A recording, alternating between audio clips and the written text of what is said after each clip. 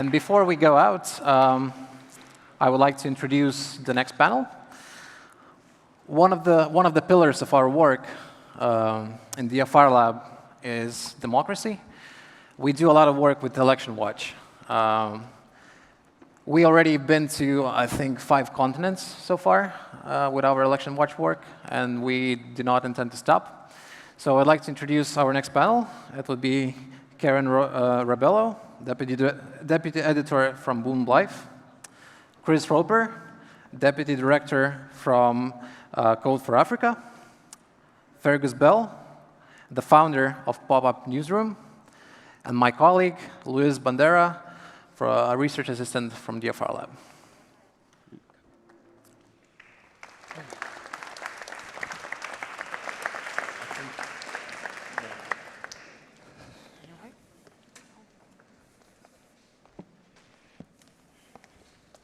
Afternoon, everyone. These chairs are special. They swivel, so we're OK. We can slide around. Hi, everyone. I'm Fergus Bell. We're going to be talking about work that focuses on assessing information, misinformation, disinformation as it relates to elections. On stage, we have Luiza Bandeira, who is a research assistant at DFRLab, investigating disinformation campaigns in Latin America. Karen Rebelo, who is deputy editor at Boom Live, one of India's most impactful fact-checking organizations, and Chris Roper, who is the deputy director at Code for Africa, the continent's largest federation of civic technology and data journalism labs. As I said, I'm Fergus Bell. I'm the founder of something called Pop-Up Newsroom, and Pop-Up Newsroom builds collaborative journalism projects around the world, usually, or most recently focusing on the coverage of elections and tackling misinformation.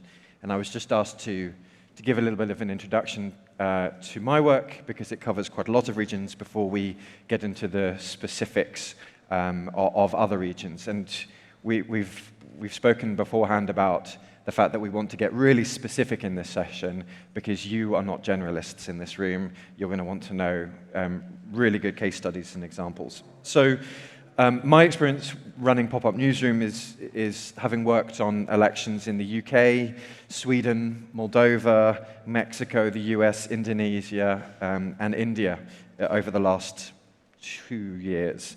One of the things that I have found overall is that elections are surprisingly similar. They are not as different as people think they are. Every place that I've been, people have said, oh, here, you've not worked in this country before. It's very different here. You're not going to see that. You're going to see this. And actually, it's surprisingly the same. And there's a lot of things that we can learn across different regions.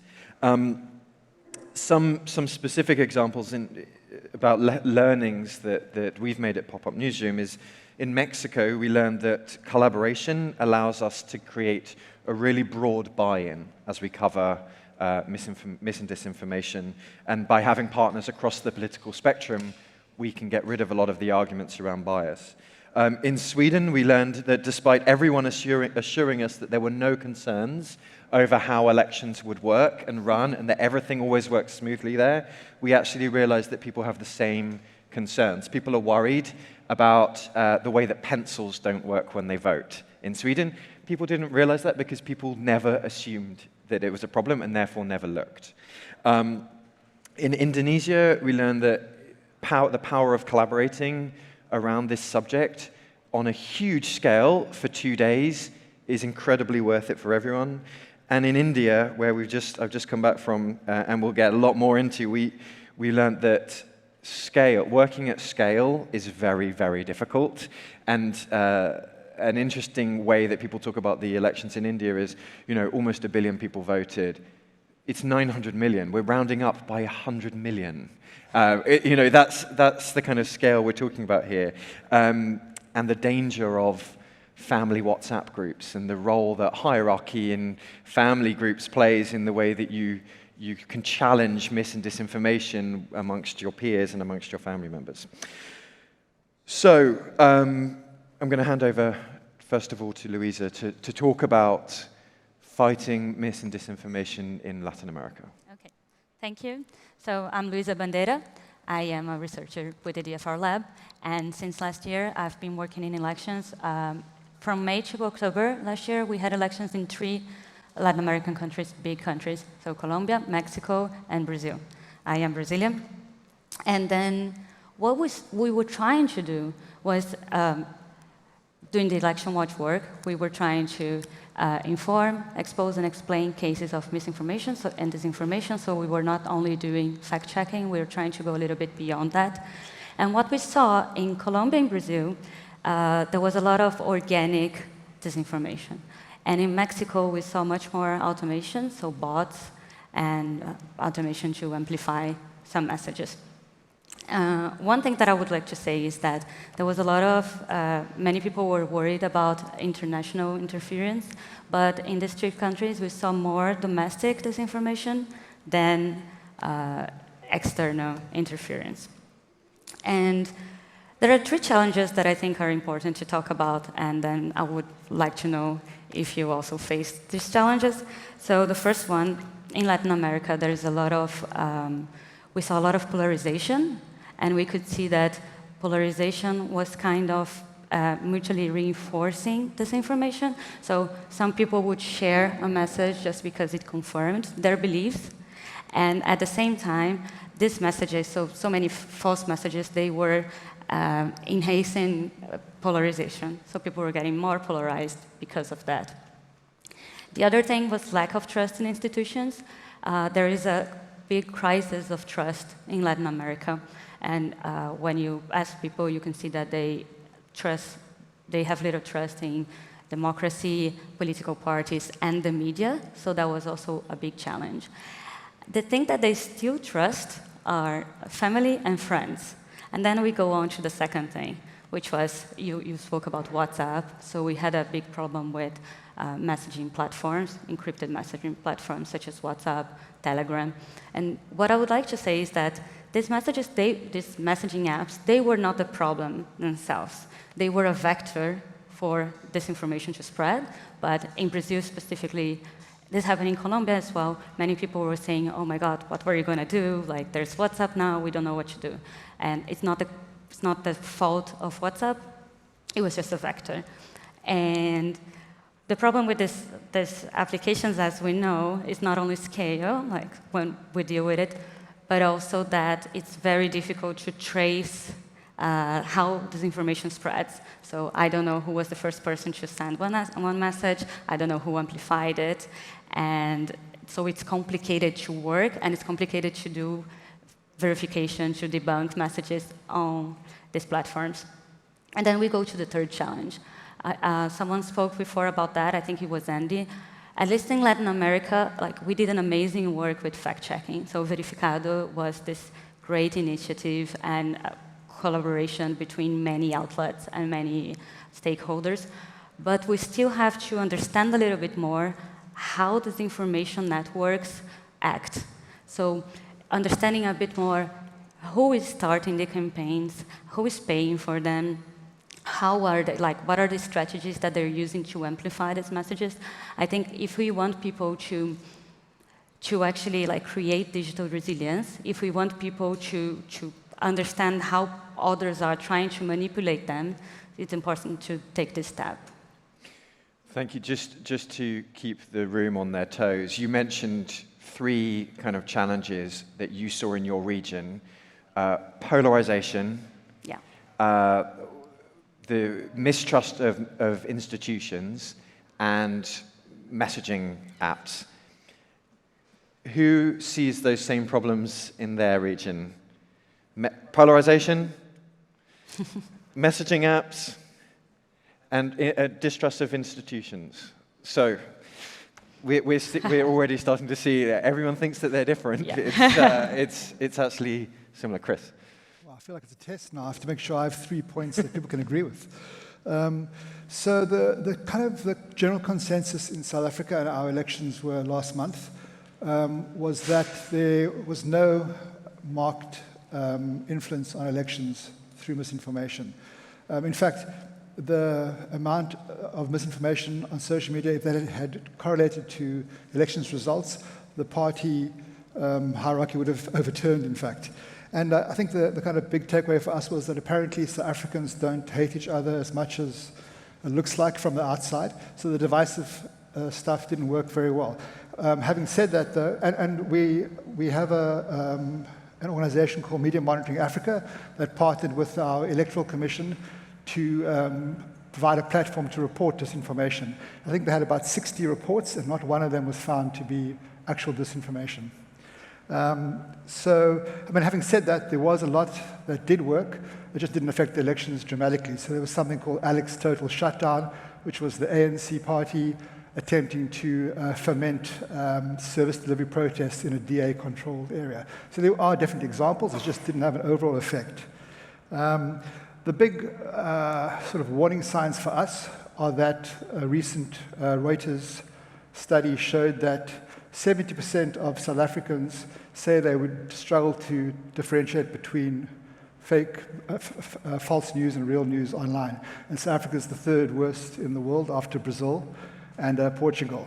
The other issue which in fact, if somebody's going to ask me how would I sum up the current situation in South Africa, I would say, and I'm taking a leaf from Graham Bookie's performance earlier, his opening speech, when he quoted Billy Bragg, who I think has played at the Roundhouse. I'll quote the Doors, who played at the Roundhouse, which is that the future is uncertain and the end is always near.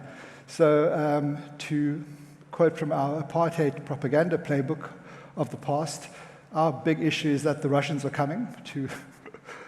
So we have seen that that Yevgeny Prigozhin affiliates have provided the ANC ruling party with a plan which they were supposed to use during the elections to try and drive misinformation around the opposition parties.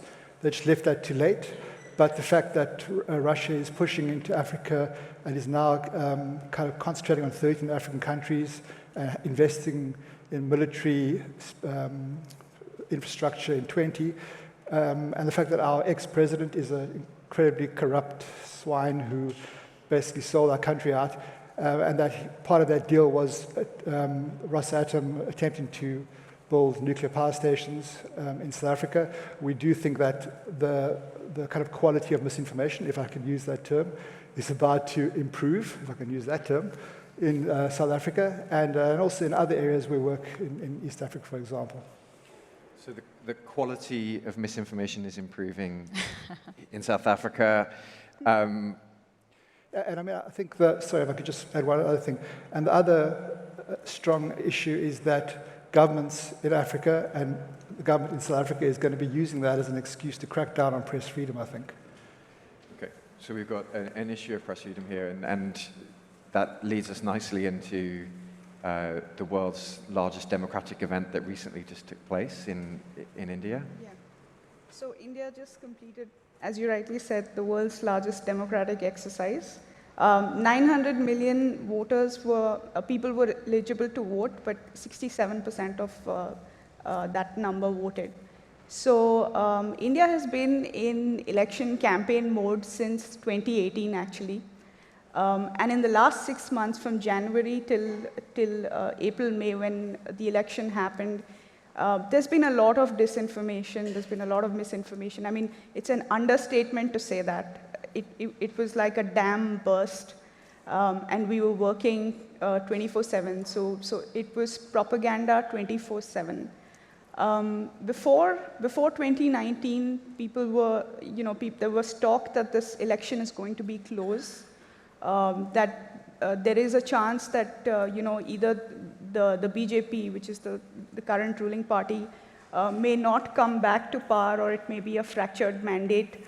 But when you look at the results that came out in May, it was a landslide victory.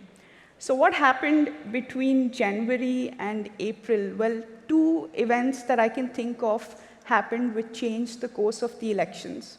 One is that there was a terror strike on Valentine's Day, on February 14, on a convoy of paramilitary forces, which killed 40 soldiers. So the country was wounded. There was a lot of emotion and talk about revenge.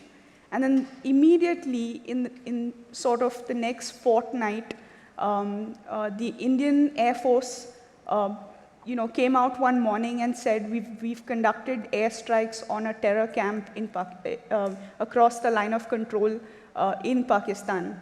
So all of a sudden, the conversation that should have been about what has the government done in the past 4 years, or about development, suddenly became about national security, about terrorism, about giving a strong reply to enemy nations, and communal polarization, which was anyways happening.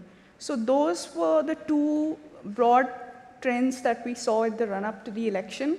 And of course, I mean, India, there's nothing, from what I hear from everyone around, there's nothing new that we see. We see communal polarization, we see, pretty much the same trends, but it's just because of the complexity of India, the scale of the problem we're dealing with. India is always a cautionary tale for the rest of the world. So everywhere I go, people want to, people stop me and ask me. It's not because I'm interesting or whatever, but I mean, they want to wrap their heads around the problem that we're seeing. And of course, that even without elections, disinformation has cost lives. I mean, we had child kidnapping rumors. 30 people have been lynched over 2017 and 2018 just because of rumors on platforms like WhatsApp. So.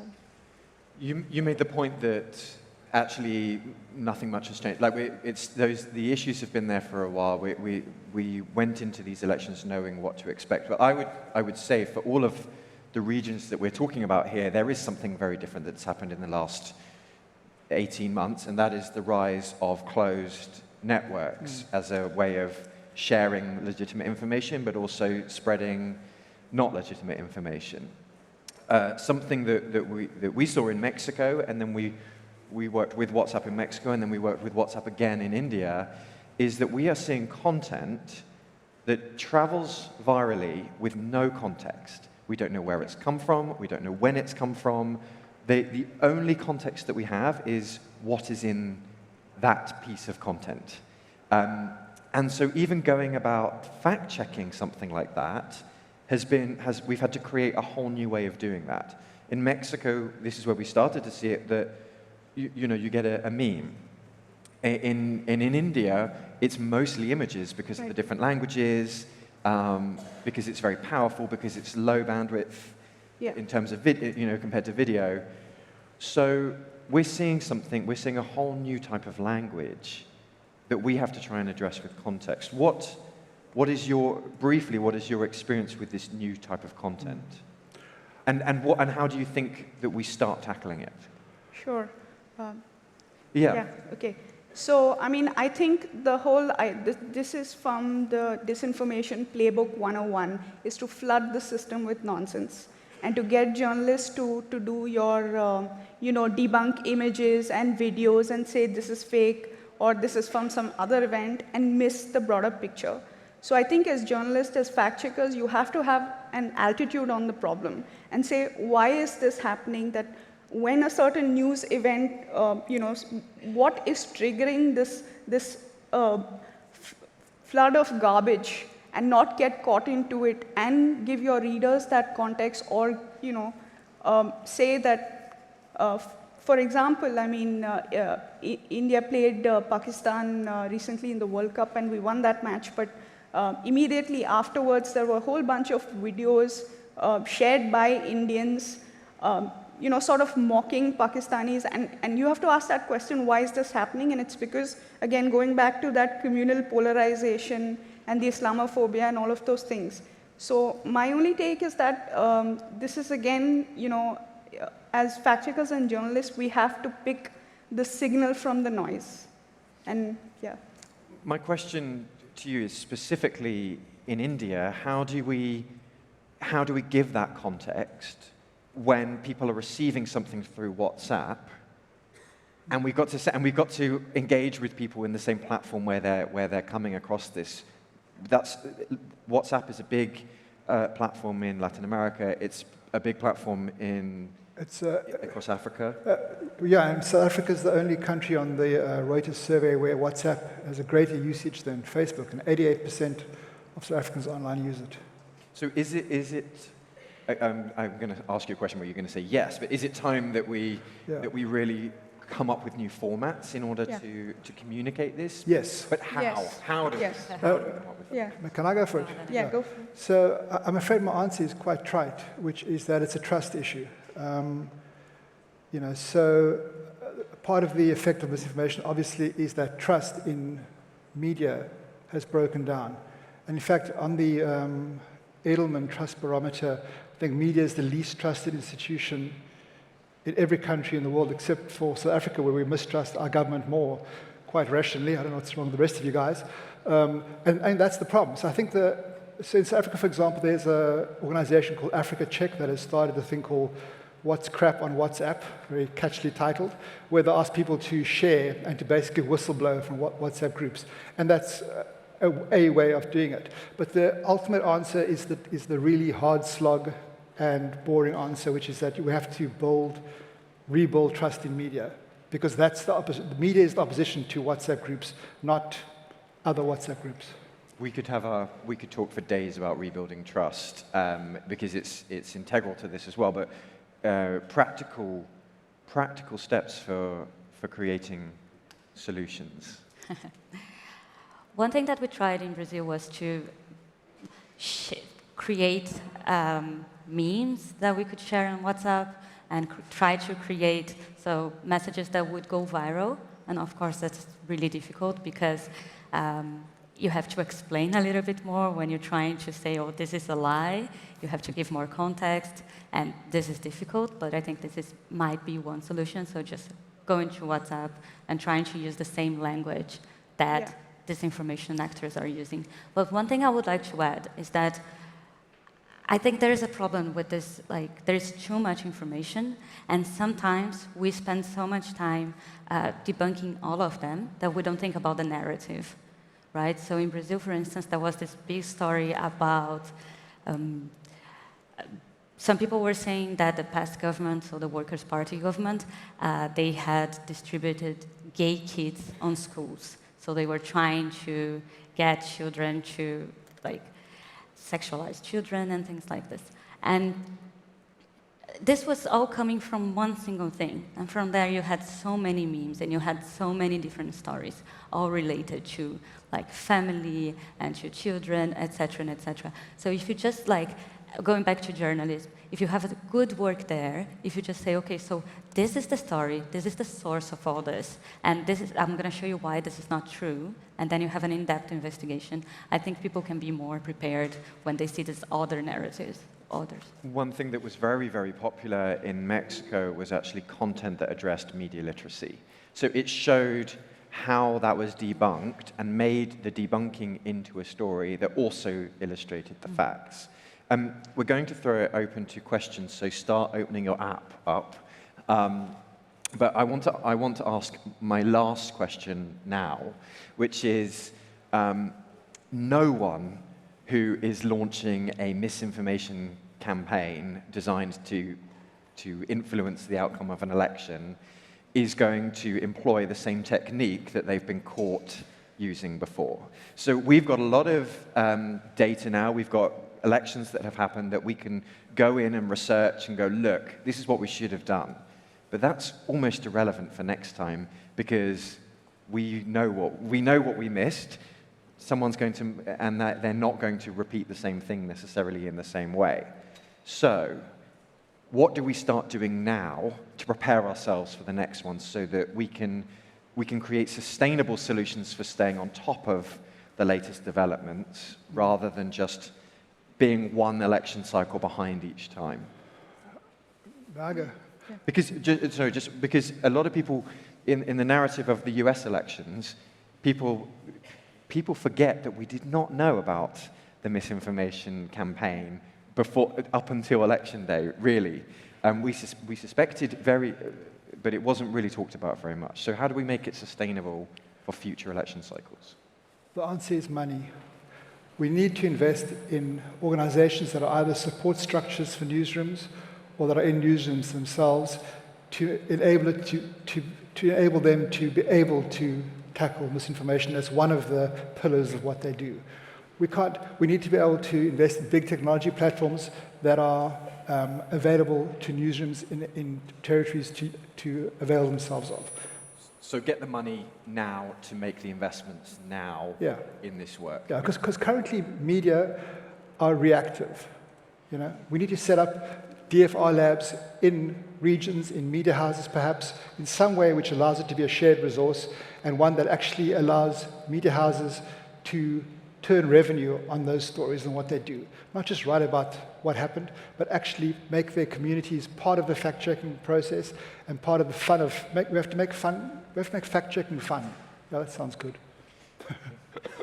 Catchy. How do we proactively, instead of just reacting and being a cycle behind, how do we stay ahead?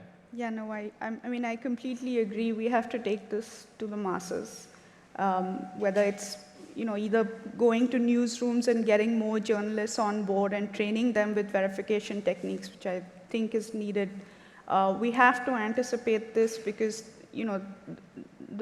like you said, the people who are doing this, they have a bazooka, and right now we have a newspaper. So it's an unequal fight, and we have to up our game. So.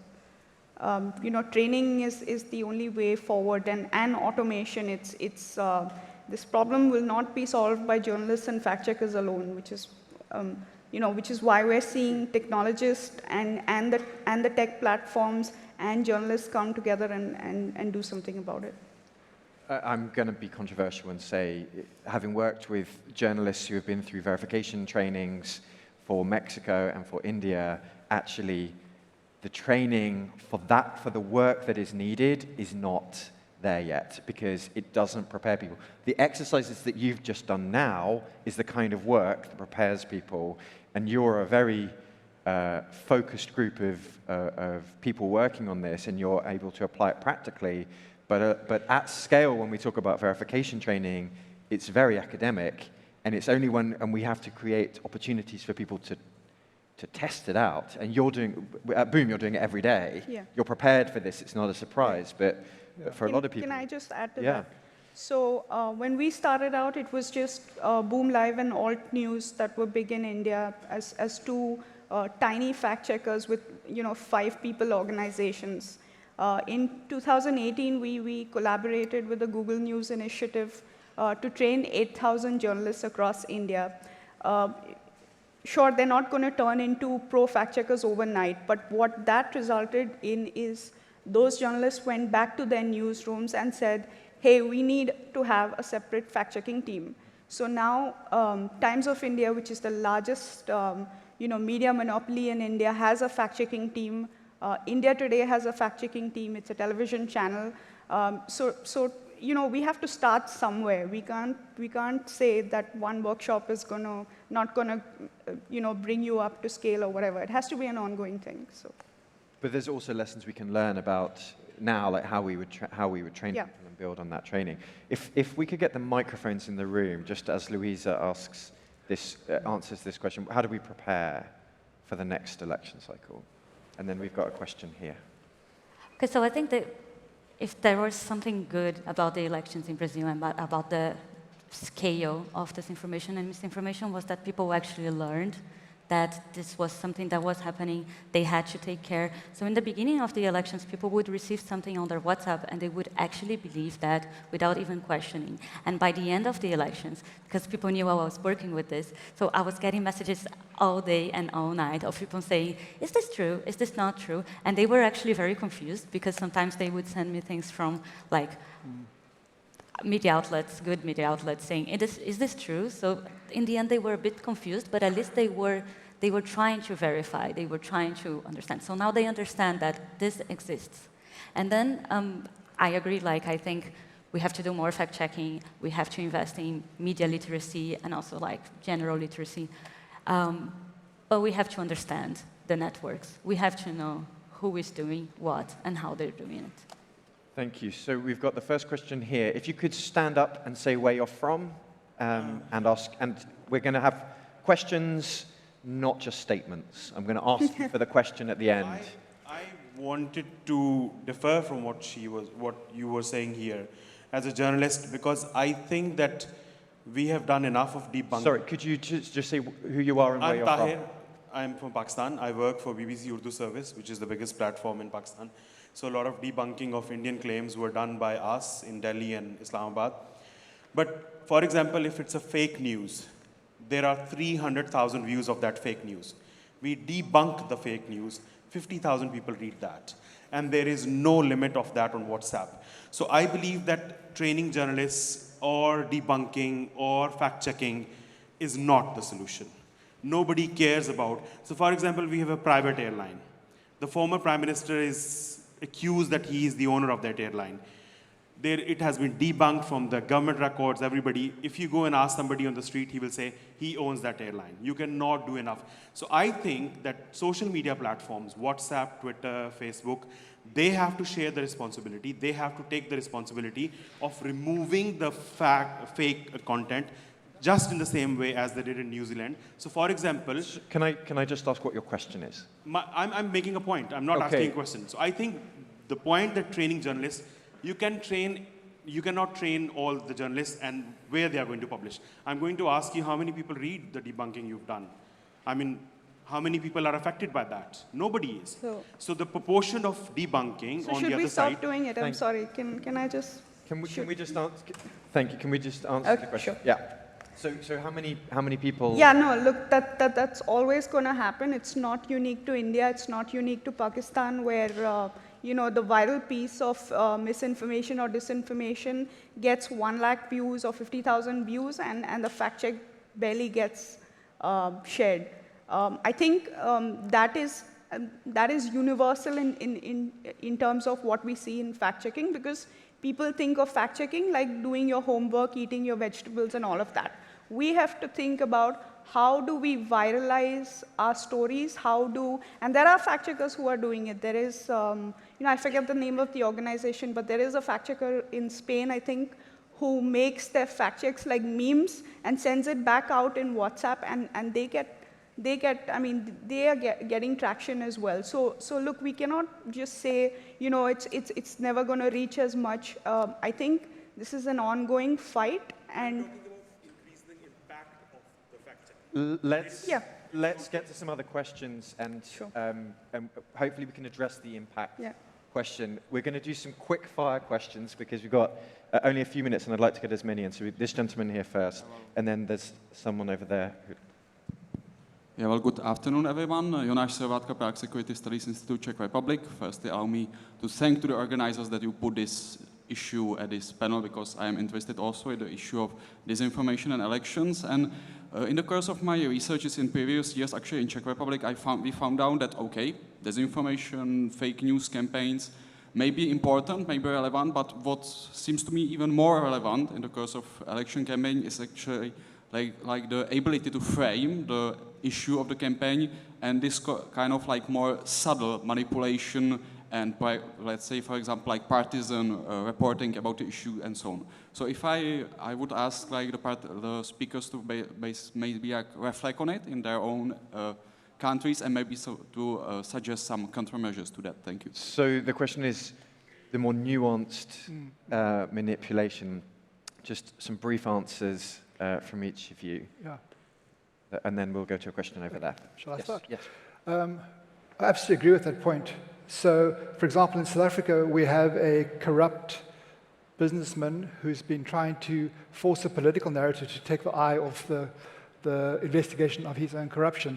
And that has become a very divisive racial kind of technique, which has driven support for populist parties, for example. So absolutely, the framing can even be associated with a goal totally outside the political specific goal, but still affects that political goal. And as to how to deal with it, I shall leave it to my companions to tell you. I don't know. Any examples of how we can tackle the more nuanced manipulation, or any examples that either of you have seen of this?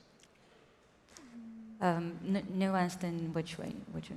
So outside of politics, outside of mass influence, outside of mass campaigns, anything if you haven't, then that's that's okay. Maybe too. I don't have. Okay. Maybe we can just go to this question. The lady over there. My question is, you did a wonderful phrase of the flow of garbage in terms of disinformation. My question is there any relevance to maybe trying to turn the flow the other way, in the sense of one of the reasons disinformation gets so much usage is it's 200 bots that share it. Do you think it's worth employing the tactics of our enemies in the sense of if we do some brilliant fact-checking, do we need to try and shift the way we actually share it to people and say, rather than one news organization sending it, do we actually need to get 200 people to send it to push back against how much detail the other side is producing out? So and I'd like to link that to a question that we've got on the screen as well, which is we're seeing bad actors moving to closed networks, which is, again, like where all of this is being shared. What's the solution, and are we engaging with the networks and platforms? So, quick question: should we adopt the same policies as the people spreading the misinformation, and how do we work with the platforms? Very brief answers. We'll go to Karen first. Yeah, so let's take Twitter, for example. I mean, I wouldn't go as far as saying we should deploy a bot network to publicize your fact check. But in terms of at least verified handles who can push that out, maybe consider roping them in and co-opting them in terms of publicizing a story, because we have seen that work as well. When a couple of large handles, blue tick handles, share a fact check, it has a far greater impact. I think we definitely have to involve influencers in this conversation about fact-checking, so YouTubers and people that have like many groups on WhatsApp, etc., etc. We have to find a way of bringing them to our side so that they can also share. Yeah, I mean, I could get behind a fake news for good strategy, actually. And I mean, many tabloid newspapers in my country operate from that precept where the headline story will be "The goat ate my underwear" or something, and then the kind of the body of the newspaper has a lot of useful information around pro-democracy stuff. But I wouldn't entirely write off the use of bot networks and that kind of thing to spread good. I mean, something like Dictator Alert, a bot which tweets out every time a dictator's plane lands in Geneva, for example, is an example of that. So I think it's a really good question, which we obviously won't be able to answer now, but I think it's something we should start considering. Just reflecting on my experiences with this, in Mexico and in India, we engaged directly with WhatsApp to build something. And as we go into the 2020 elections, we run co-design workshops, and we invite Facebook and Google to be in the room. And that, if you're talking about the impact of, actually we need to think about not telling the platforms to do something that they're never going to do, and they haven't done to date. Instead, let's come up with solutions. Everyone in this room has clear ideas about solutions. If we can come up with something that we can present and we can get behind, that is a way to do it. WhatsApp were delighted in Mexico when we broke their business app because of the amount of messages that we were getting in, and that made them want to work with us more because it was incredible stress testing for this kind of work. We've got one last question. There's a woman at the back there. If we could get a microphone to her. Oh, there's one. Microphone here. Sorry. Hi, I'm Erin. I'm a reporter. I just have a quick question with regards to big media, TV. In the U.S., I just went to a CJR event, and I tend to trust the sources there. They said that 47% of people in the United States are still relying upon TV for their information, TV broadcast news.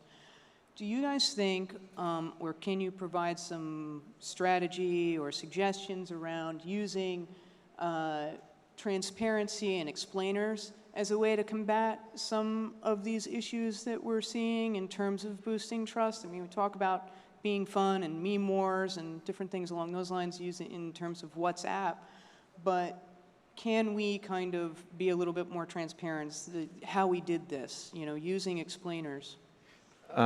We've got 1 minute to answer this question. I'm just going to take something we did in India with the verification of memes is in the response that was returned to people via WhatsApp, we had checkboxes to show that it had gone through a reverse image search, it had gone through a location check, and so each check could be seen, which we thought was presented in a way that we thought was engaging.